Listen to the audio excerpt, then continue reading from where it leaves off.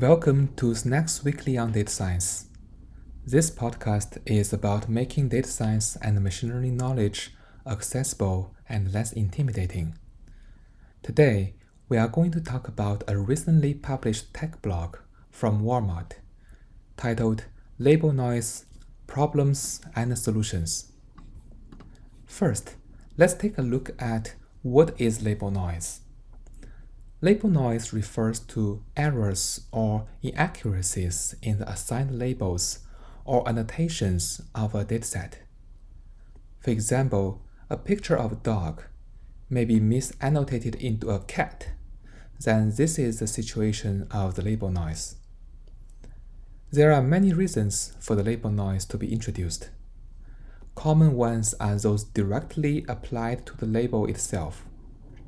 For example, human errors, like when you're trying to type a number 3, but you clicked the number 4 instead. Another reason could be ambiguities of the problems by itself. For example, if I were shown a picture to separate out whether it is a turtle and a tortoise, that would be very challenging by itself, and I may well make a mistake. Another reason could be adversarial manipulations. There could be some bad guys just intentionally changing the label from its original ones.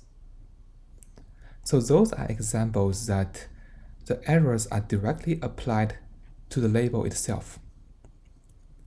Besides these common ones, there is one interesting source pointed out by the blog, where the label noise is introduced because of the missing feature.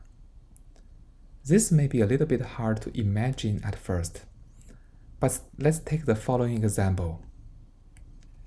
Imagine the situation that you see someone from a distance near a coffee shop. The way that person walks, the dress, the hat that person is having, it must be your friend John. But when you tap his shoulder and he turns back, you see the face, and this is definitely not John. Think about that. Our brain is one big, complex machine learning system. We recognize different objects based on the features we see. You saw the feature about the walk style, the dress, the hat.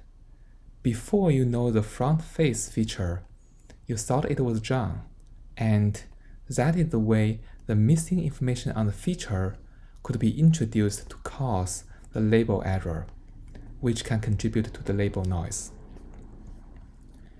Now we know what could cause the label noise. Let's briefly discuss potential issues caused by label noise. There are multiple problems it could introduce, but I'm going to just list a few ones. It can degrade the model performance because label noise introduces some weird pattern for the model to learn. It may also make the model more sensitive to variations, hence making the model less robust. It may also increase the data collection efforts because you need to spend some time to clean up those label errors. This is, of course, not a complete list of the problems, but as you can easily see, having too much label noises is definitely not good. Okay, now we talk about the problems. Let's move on to the solutions part. The solution introduced in this blog post is called Progressive Label Correction, or simplified as PLC. This is an iterative algorithm that aims to remove the label noise from training data by iteratively correcting mislabeled instances based on the model's predictions. There are several steps involved in this, and let's walk through it. Step 1. Let's initiate the model. One can start training a machine learning model using the original dataset with the label noise. Step 2. We make predictions on the label. After the machine learning model is trained, one can use this model to make predictions on the entire original training dataset. Then, for each of the instances used for the training, the model can also provide a prediction along with a confidence score associated with that. Step 3. Identify the potential mistakes and make correction on those labels.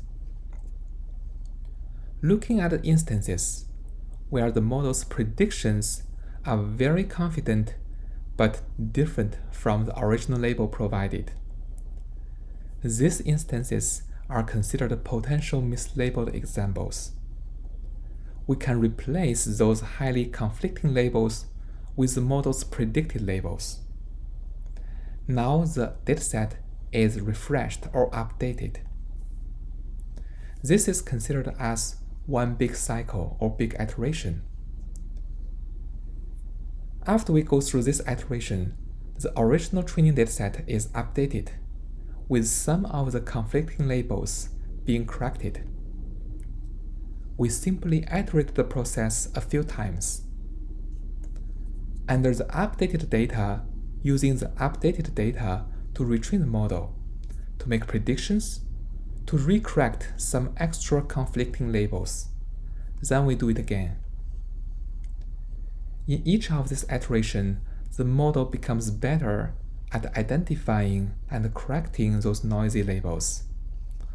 After this is repeated for 2 to 4 times, the model is considered trained under a dataset without a label noise, which improves its performance. So that is the proposed algorithm to address label noises.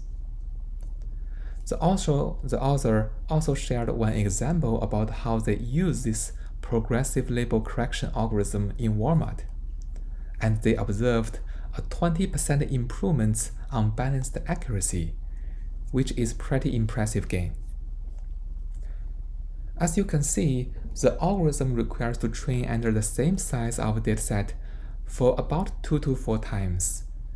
So if the dataset is too big, the increased training cost could be huge.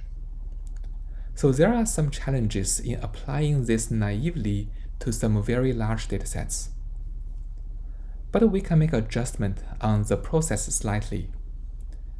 If the dataset is too big, then we can select a smaller yet representative sample for the PLC training. We're treating the remaining training dataset as validation or testing datasets to just make the correction on the labels. So this is a way how to extend these PLC algorithms into a larger dataset.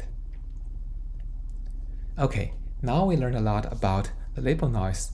To wrap it up, in this episode, we take a look at what is label noise, the problem it caused, and one algorithm called progressive label correction to address this challenge.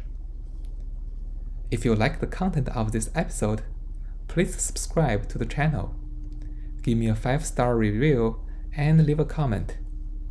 Your feedback is very appreciated, and I'll see you next week.